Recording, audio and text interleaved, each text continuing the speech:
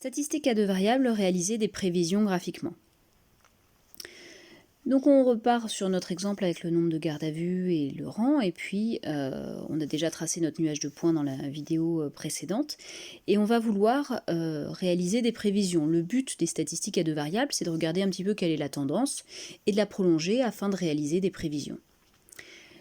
Dans Excel, lorsque l'on veut modifier quelque chose, ou lorsque l'on veut ajouter un élément en lien avec un autre, on va venir avec la souris sur l'élément que l'on veut modifier ou auquel on veut ajouter des choses, et on va cliquer droit. Donc là ici, c'est mon nuage de points que je veux approcher par une droite. Donc avec la souris, je vais venir sur un des points et je clique droit de manière à faire apparaître cette fenêtre.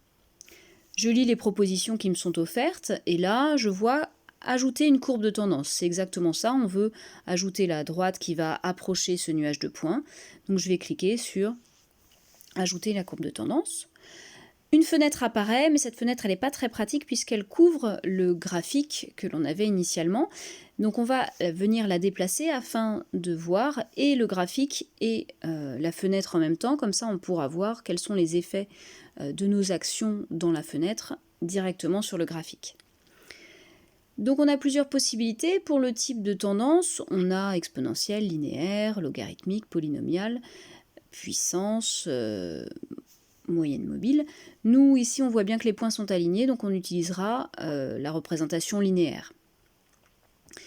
Si on regarde dans la fenêtre, dans la mesure où nous, on veut faire des prévisions, on remarque que c'est indiqué en toutes lettres. Ici, on a un cadre qui s'appelle prévision, qui nous permet de soit transférer, soit reculer un certain nombre de périodes.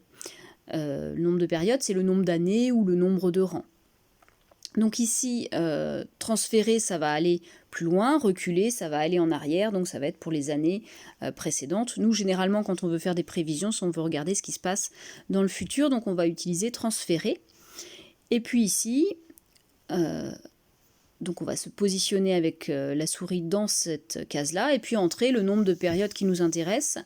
Nous, notre graphique s'arrêtait en 2008, au rang 5 donc, et on voulait aller jusqu'à 2020, donc 12 ans plus tard. Donc on va rajouter 12 ans. On aurait pu rajouter un peu plus, si on rajoute 20 ans, on est capable de lire, ou 25 ans, on est capable de lire la valeur qui nous intéresse. Donc ici, on saisit 12, et puis on va voir que tout de suite que la droite devient plus grande, et nous permettra de lire la valeur qui nous intéresse et de faire des prévisions. Ce qui peut nous servir aussi à faire des prévisions, au-delà de la droite pour le graphique, on peut nous demander de faire des prévisions par le calcul, et donc pour ça on va avoir besoin de l'équation. Et si on regarde bien, dans notre fenêtre, il y a aussi écrit afficher l'équation sur le graphique. Donc en cliquant simplement dans la case afficher l'équation sur le graphique, on voit que l'équation apparaît.